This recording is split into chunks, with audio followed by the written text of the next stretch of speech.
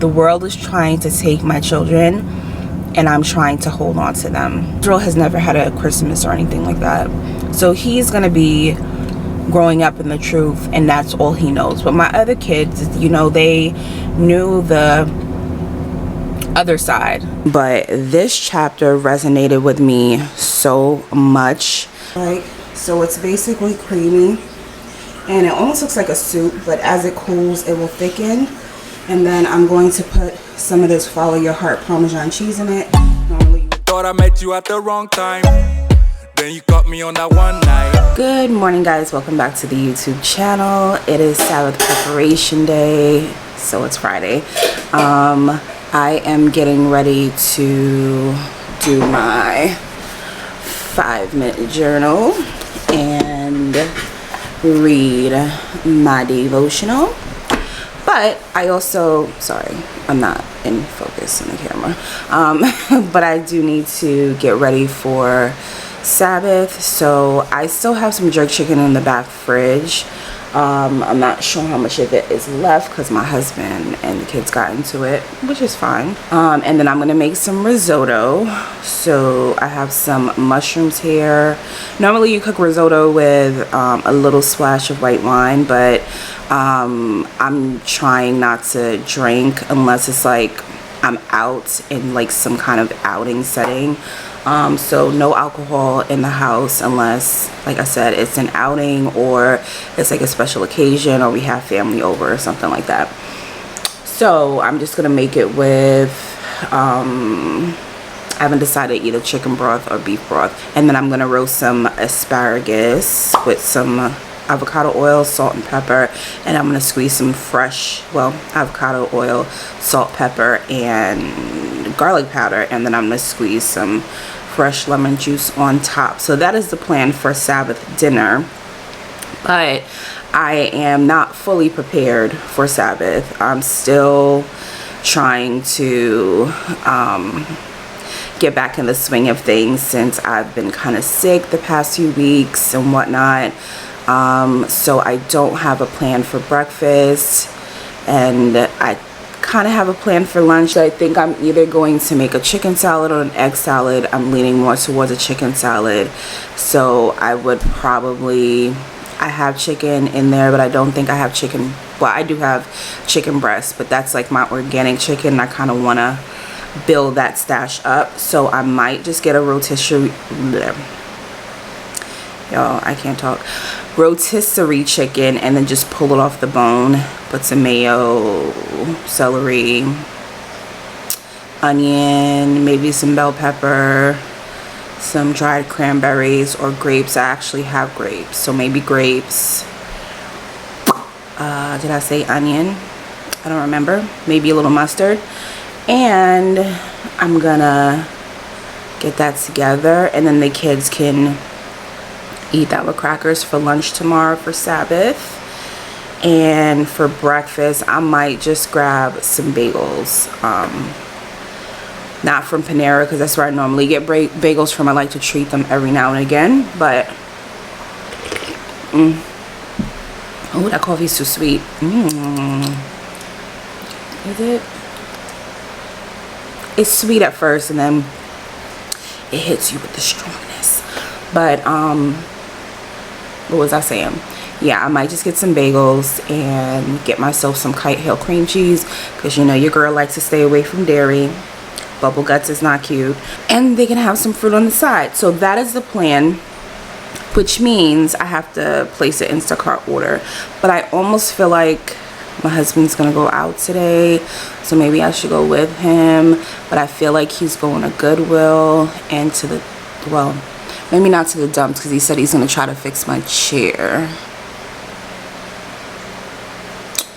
I don't know. I'll wait till he gets up and ask him. But I need to check and see how much jerk chicken we have. So hold on one second. Let me go ahead and check. So we have a lot of jerk chicken left. I'm sorry, it's dark in here. I'm in my sunroom. I'm coming out. I'm coming out. Not in that way. I'm not coming out in that way. But yeah, so that's the plan. And tonight on Fridays I like to make my kids or have them make like a takeout style meal. So I kind of have to figure that out. I have no idea. I'll get back to you guys on that. But happy Friday, happy Sabbath preparation day. I'm gonna go do that stuff, and I'm gonna find out if we're gonna go out. I don't really want to go out. I think I'm just gonna place the Instacart order, because whenever I go out, when I come back home, I don't want to do anything. So I'm not gonna go out. My nose is itching. But yeah, I'm gonna place that Instacart order. I will show you guys the whole process. I mean, I guess you guys know how to place a grocery order. Thought I met you at the wrong time. Then you caught me on that one night. Girl, I wanna know how this thing get out of my control. Zip line into your timeline. Hey, that body don't lie. I didn't care for the hype, yeah. But when I saw you tonight, ooh, girl, you know just what you're doing. I'll go 1,000 miles to show you that I'm right for your love. Hey, keep breaking necks when you passing them by. Make sure they know that you taking love in your vibe. Let's be forever tonight, and I will let you make up your... Hey y'all, so I'm reading this devotional. I've spoken about this before. It's by Hulda Daoud. I'm sorry, I'm probably pronouncing that incorrectly, but she runs the channel Royal Roots. I think it used to be called Her Royal Roots, but I think it's called Royal Roots now. But this chapter resonated with me so much. Forgiveness, because y'all, I am not I'm just keep it funky. I'm not a forgiving person.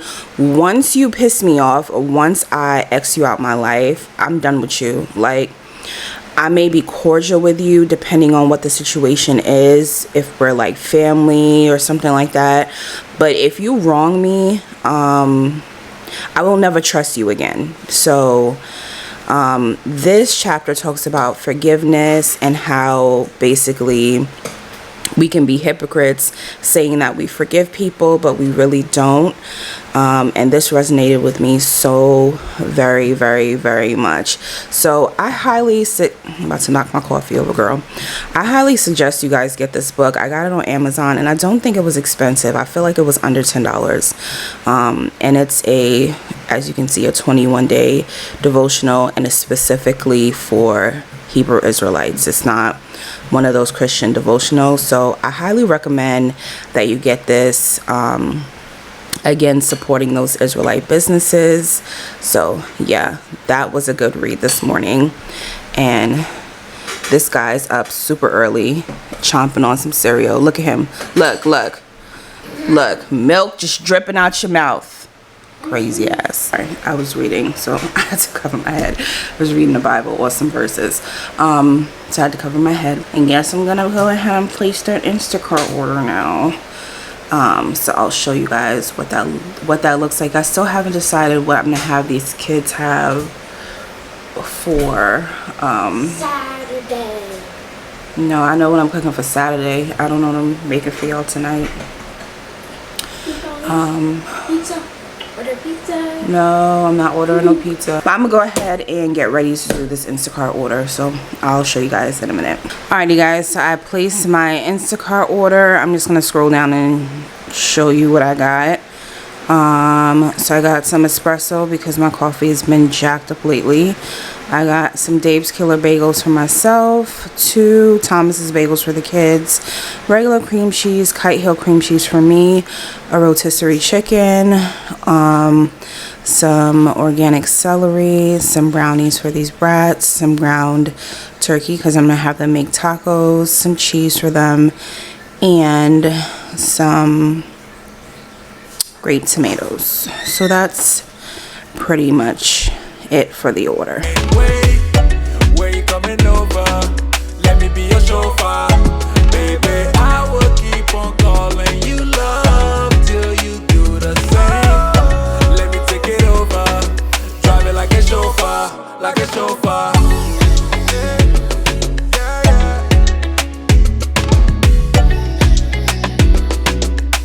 Let me drive that. Yeah, I can't recall when you came through that door, yeah. Glowing like a headlight, independent all the way, got her bread right, yeah. Hard to ignore, sexy body make a jaw hit the floor. Won't you come over now? Just let me hold you down. Nothing else matching your type, nothing else matching your type, yeah. Oh, I feel the magic in the air. And when you give me a taste, I swear. When you give me a taste, let me take it over, drive it like a chauffeur. I will let you make up your mind, but I can't wait. When you coming over, let me be a chauffeur. Baby, I will keep on calling you love till you do the same. Let me take it over, drive it like a chauffeur, like a chauffeur.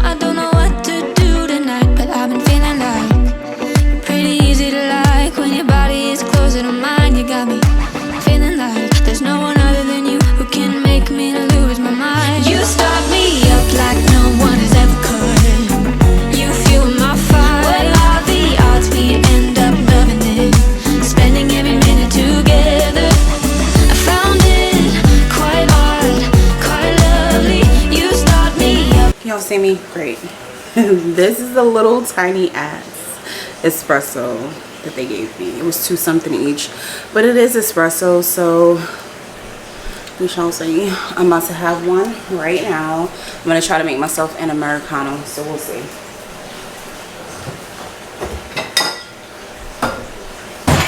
I got my little beer glass. Put some ice in there. Ice. I gotta mix my risotto. Turn that down. Okay.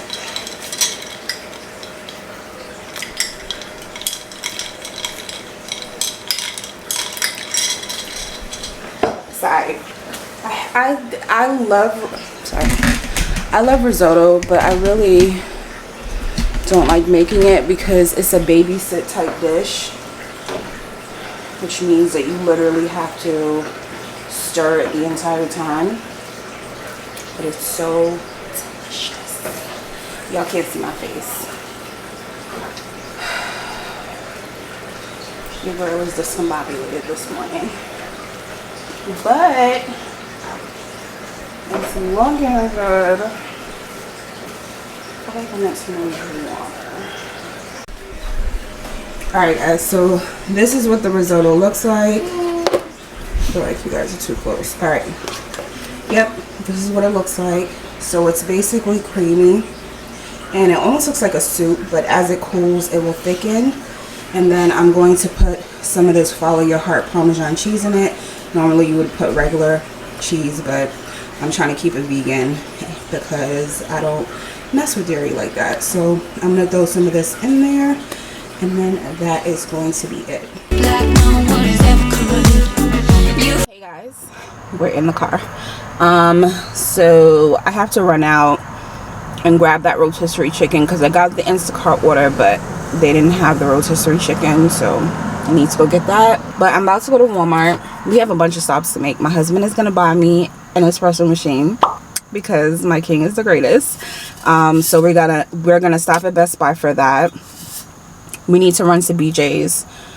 Well, he needs to run to BJ's for something, and I have to return this cup because I actually have a couple of these cups, but my daughter stole them. So I bought myself another one. But if you... Is it me? Yeah, it doesn't close properly. So it looks like it closes, but then it pops open.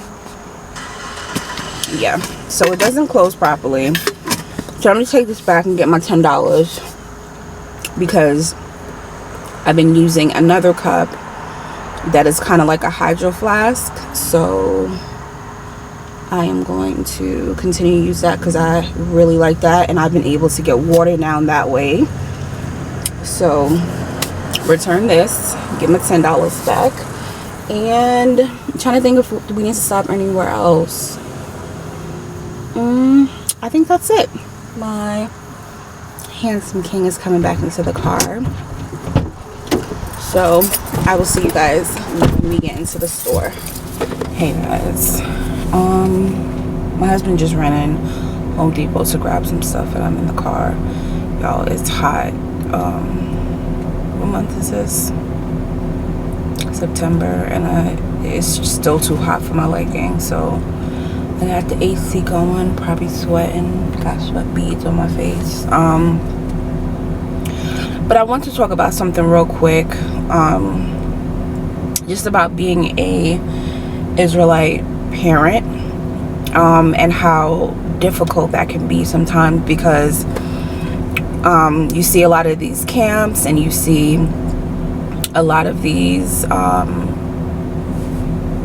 I guess YouTubers. I don't want to say like every YouTuber is like that, but you know, their children, they're in the truth, they have skirts and dresses on, they wearing their fringes all the time and whatnot. And that's not the case for everyone.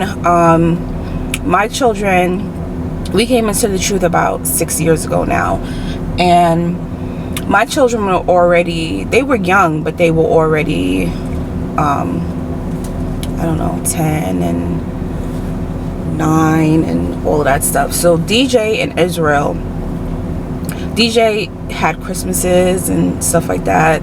Israel has never had a Christmas or anything like that. So he's gonna be growing up in the truth, and that's all he knows. But my other kids, you know, they knew the other side of the worldly things. And sometimes I just feel like it's a struggle as a parent, because I find myself constantly having to reel my children back in. So my children, they accept the truth, they know they're Israelites, they like, there's no issue with that. They know that. They know what they need to know as far as the Bible goes. They know what they need to know as far as how they should behave and things like that. But I also feel like I allow them to have maybe like worldly things, like social media accounts and things like that, and that can influence them. And every now and again, I feel like I'm having to reel them back in and let them know what things that I will not stand for. And this goes for other parents as well that aren't in the truth, but I feel like there's a lot more, not necessarily pressure, but it's a lot more work sometimes, because you have to remind your kids, one, who they are, that the Most High is above everything, and that's their Heavenly Father, and that is what they need to focus on, right? They need to also, they're at that age where they're just like trying to test boundaries and things like that, you know, how teenagers are. So I have to constantly remind them of the order of the house. My husband's the head, therefore he's their head, he's my head. I have to remind them about, you know, how to dress, how to act. Well, not really how to act, because my kids don't act up like that, but I just always feel like there's always a time where I have to get them back in order.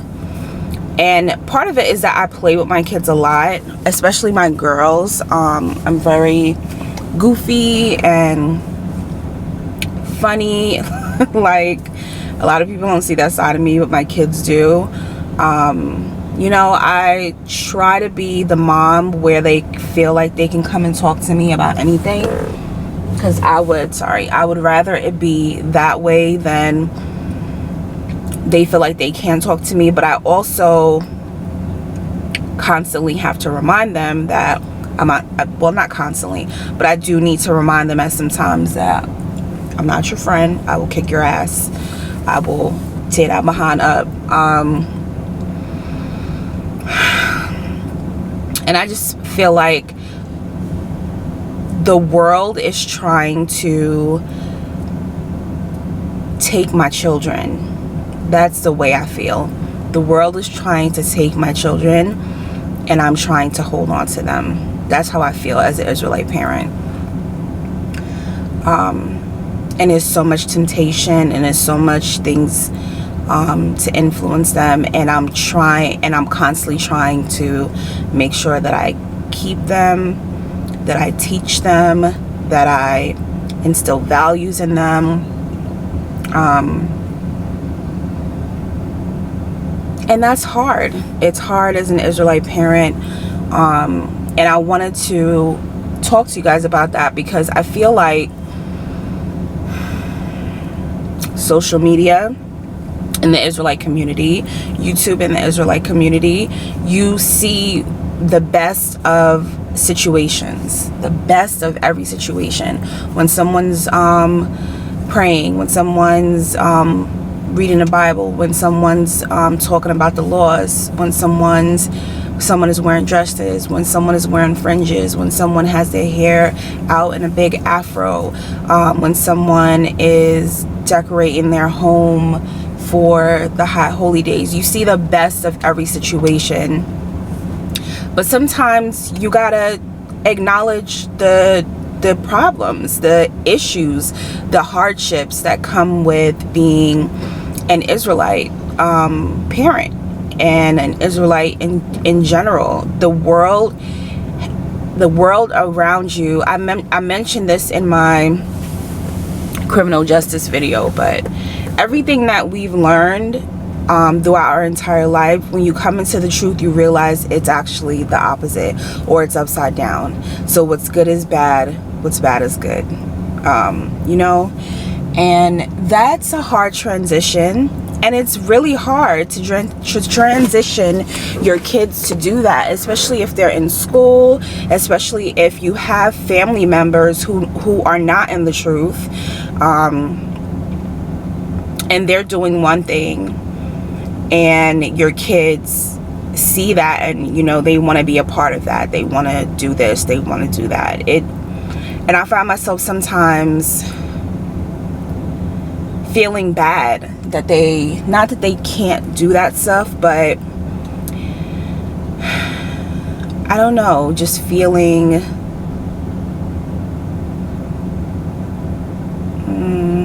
I don't know what I'm trying to say.